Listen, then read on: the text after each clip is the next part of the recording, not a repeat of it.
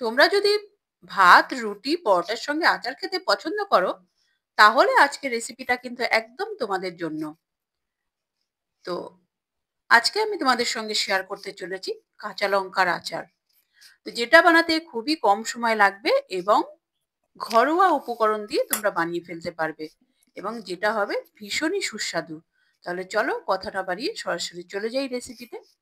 দেখো এখানে আমি নিয়ে নিয়েছি একটু মোটা ধরনের কাঁচা লঙ্কা 400 গ্রাম। এই কাঁচা লঙ্কাগুলো একটু ঝাল কম হয়, তো সেই জন্যই এগুলো নেওয়া। কাঁচা লঙ্কাগুলো কিন্তু আমি ভালো করে ধুয়ে রোদে শুকিয়ে রেখেছি। এবার এগুলো আমি বোটাগুলো ছাড়িয়ে নিচ্ছি। বাই দ্য ওয়ে, আমি দীপালি, তোমরা দেখছো তোমাদের চ্যানেল মায়ের আদরের রান্না। আমি সমস্ত লঙ্কাগুলোর বোটাগুলো ছাড়িয়ে নেব।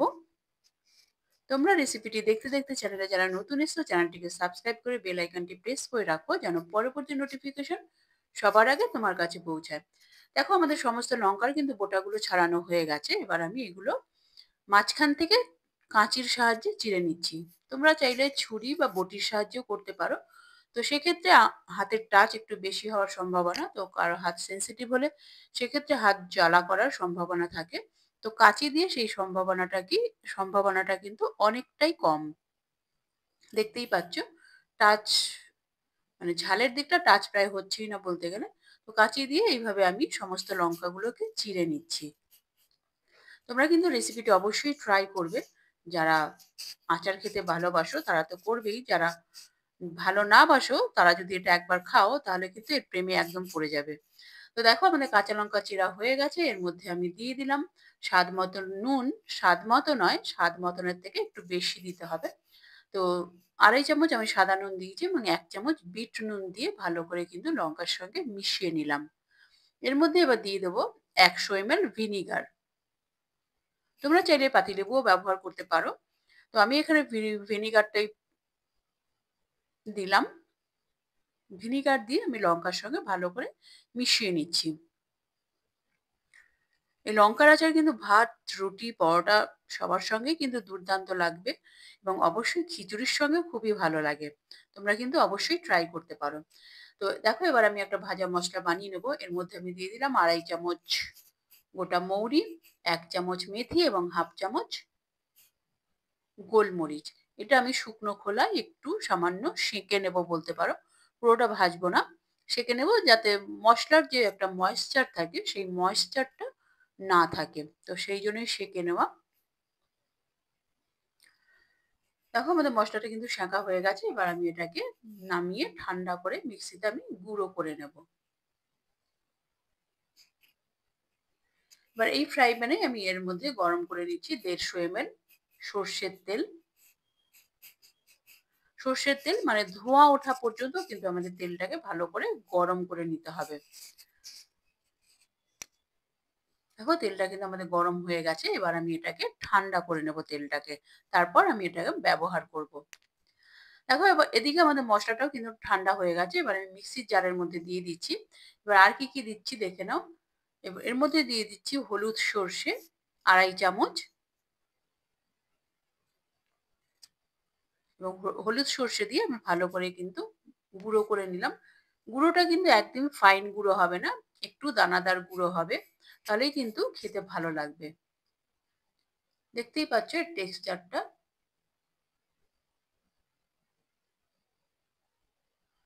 এদিকে দেখো আমাদের কাঁচা লঙ্কাটাও 10 মিনিট আমি রেস্টে রেখে দিয়েছিলাম। 10 মিনিট রেস্ট হয়ে গেছে। এবার আমি ঢাকনা খুলে আর একটু নেড়ে দিচ্ছি। একদম জল হয়ে গেছে। এই জলটাকে আমি এবার কিন্তু অন্য একটা বাটিতে ট্রান্সফার করে দিচ্ছি।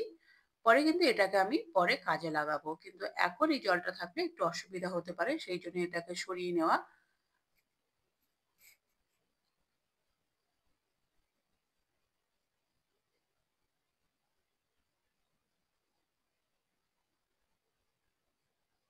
এর মধ্যে এবার আমি মসলাগুলো দেব।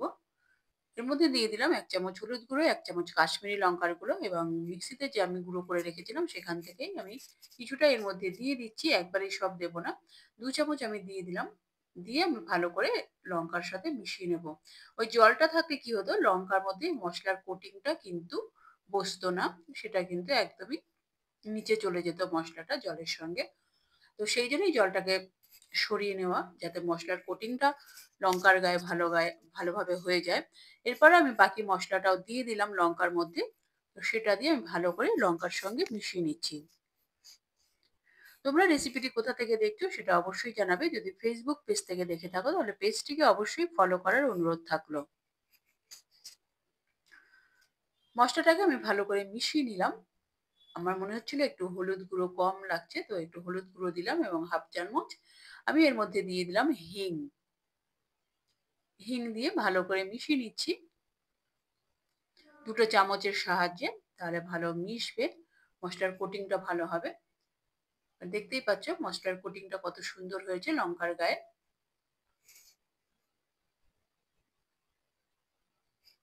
তো এর মধ্যে এবার আমি ওই ভিনিগারের জলটা দিয়ে দিচ্ছি লঙ্কার মধ্যে। এবার ভালো করে মিশিয়ে নিচ্ছি লঙ্কার সঙ্গে।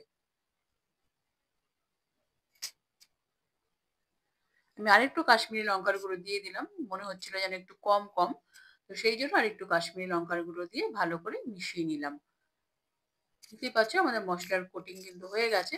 আমাদের লঙ্কার আচার কিন্তু এই অবস্থাতেই খাবার জন্য একদম রেডি। তোমরা চাইলে এই অবস্থাতেও খেতে পারো, যারা তেল ছাড়া খেতে চাও। তো আমি এর মধ্যে এবার মিশিয়ে দিচ্ছি যেই তেলটা আমি গরম করে রেখেছিলাম, তো সেই তেলটাই আমি এর মধ্যে দিয়ে দিলাম এবং লঙ্কার সঙ্গে ভালো করে মিশিয়ে নিচ্ছি। লঙ্কার কিন্তু সরি আচারের কিন্তু বড় শত্রু জল। তো জল থেকে কিন্তু আমাদের সবসময় এড়িয়ে চলতে হবে। আমরা যখন চামচ ব্যবহার করব সবসময় সেটা যেন শুকনো হয়, তো সেটা সবসময় মাথায় রাখতে হবে। এবং কোনো অবস্থাতেই হাত ব্যবহার করা যাবে না। হাত যদি কখনো ব্যবহারও করে থাকি তো হাতটাকে ভালো করে শুকনো করে নিতে হবে। তো আমি বলবো হাতটা ব্যবহার করা এড়ানোর জন্য। দেখো আমি একটি কাঁচের বয়ম নিয়ে নিয়েছি, সেটাকে আমি ভালো করে গরম জল দিয়ে ধুয়ে মুছে রোদের মধ্যে শুকিয়ে নিয়েছি ভালো করে।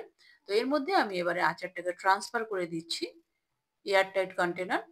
তো আচারটাকে পুরো বয়ামের মধ্যে ভরে দিচ্ছি এবং আচার যখন তোমরা বার করবে তখন কিন্তু চামচটা অবশ্যই শুকনো করে নিয়ে তবেই সেটাকে ব্যবহার করবে।